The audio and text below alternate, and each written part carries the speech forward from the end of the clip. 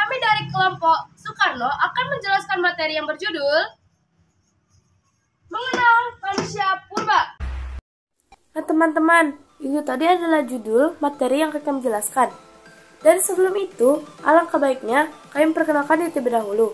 Perkenalkan, nama saya Marsha Melvina Lestari. Di sini saya berperan sebagai moderator. Dan rekan saya, perkenalkan, saya Mia Putri Amalia. Saya di sini sebagai penyaji 1. Perkenalkan, nama saya Vika Ramadanti. Saya sebagai penyaji 2. Perkenalkan, nama saya Fadila Putri. Saya di sini sebagai penyaji 3. Oke, sesudah perkenalan, kita akan menjelaskan materi yang pertama, yaitu sangiran.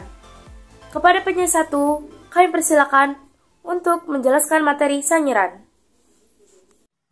Baiklah, terima kasih kepada moderator. Di sini saya akan menjelaskan materi tentang sangiran.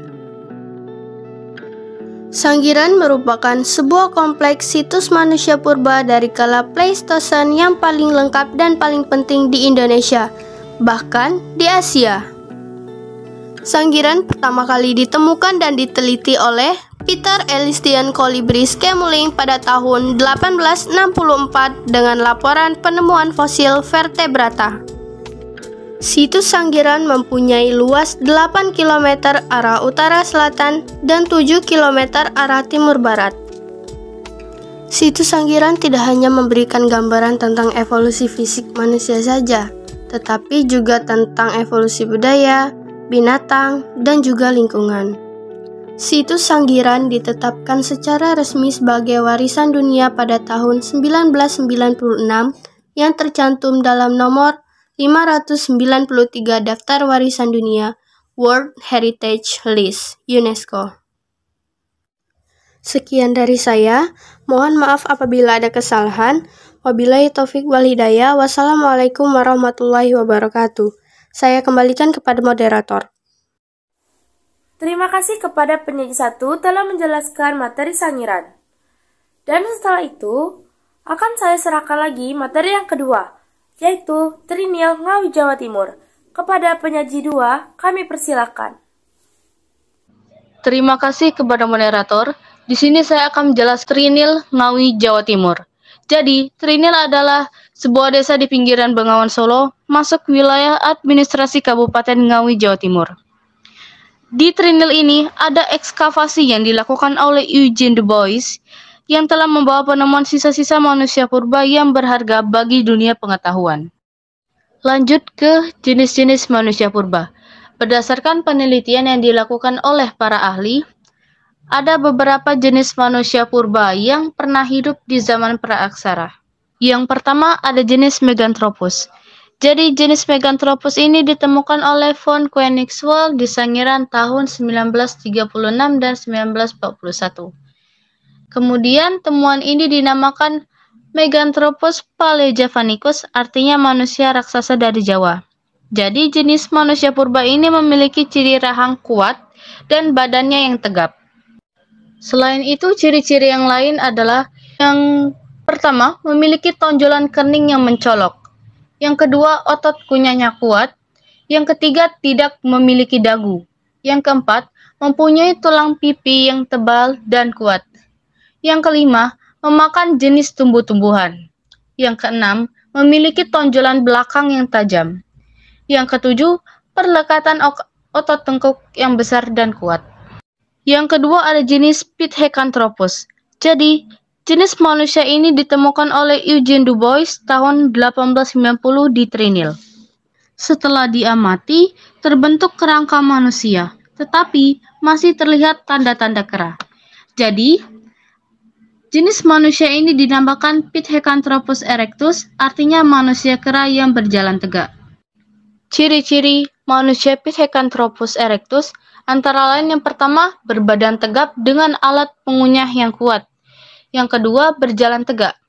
Yang ketiga, tinggi badan berkisar antara 165 sampai 170 cm dengan berat badan kurang dari 100 kg.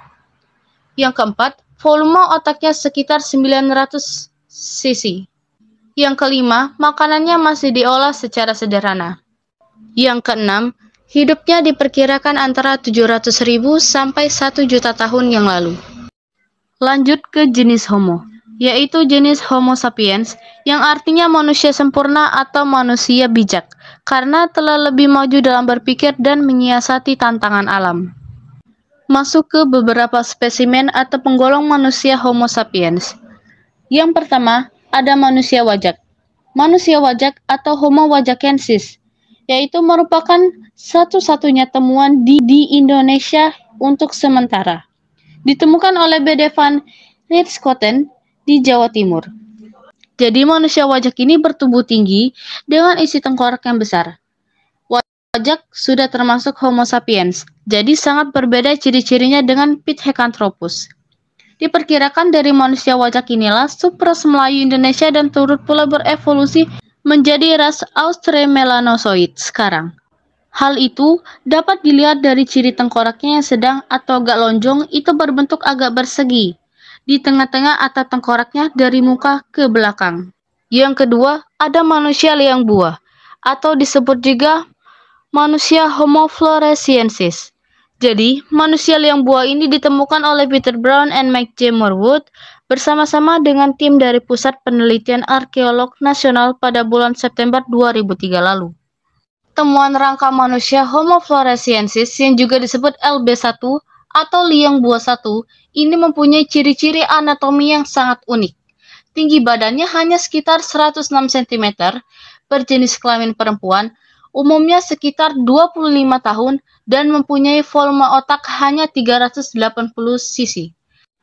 Bentuk tubuhnya yang mungil namun proporsional. Ini menjadikan dia sering disebut hobbit dari liang buah. Sekian penjelasan materi dari saya. Mohon maaf apabila ada kesalahan kata. Saya kembalikan ke moderator.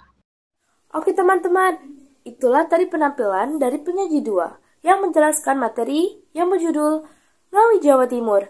Jangan bosan teman-teman, karena ada materi selanjutnya, yaitu perdebatan antara Pithecanthropus ke Homo erectus. Kepada penyaji 3, kami persilahkan. Terima kasih kepada moderator. Di sini saya sebagai penyaji 3 menjelaskan tentang perdebatan antara Pithecanthropus ke Homo erectus. Pertama, penemuan fosil oleh Du Bois. Penemuan fosil-fosil Pithecanthropus oleh Du Bois dihubungkan dengan teori evaluasi manusia yang dituliskan oleh Charles Darwin.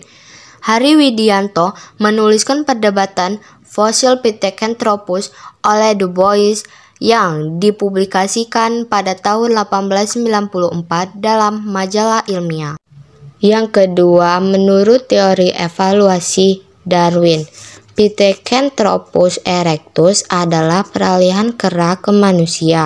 Perdebatan itu kemudian berlanjut ke Eropa. Pada tahun 1895 adalah Du Bois yang mempresentasikan penemuan dalam seminar internasional zoologi. Pada tahun 1922, temuan itu mulai diteliti oleh Franz Weidenreich. Temuan-temuan Du Bois itu menandakan munculnya sebuah kajian ilmu paleontologi telah hadir di Indonesia. Seorang teman Du Bois yaitu Bloch menemukan formulasi teori foetologisasi yang sangat terkenal. Bloch menemukan modalitas evaluasi dengan menafsirkan bahwa peralihan dari kera ke manusia terjadi melalui perpanjangan perkembangan fetus. Penemuan-penemuan kemudian bertambah gencar sejak tahun 1927. Penemuan situs Zokondian di dekat Beijing menghasilkan sejumlah besar fosil-fosil manusia yang diberi nama Sinanthropus pikenensis, yaitu tengkorak-tengkorak fosil beserta tulang paha tersebut menunjukkan ciri-ciri sama dengan Pithecanthropus erectus. Terima kasih dari saya kembalikan ke moderator. Itu tadi adalah presentasi dari penyaji 3 yang berjudul Perdebatan antara Pithecanthropus ke Homo erectus. Dan setelah ini kami akan menutup presentasi ini. Maaf apabila ada kesalahan dan kepatuhan kami mohon ampun. Wabillahi taufiq wal hidayah. Wassalamualaikum warahmatullahi wabarakatuh.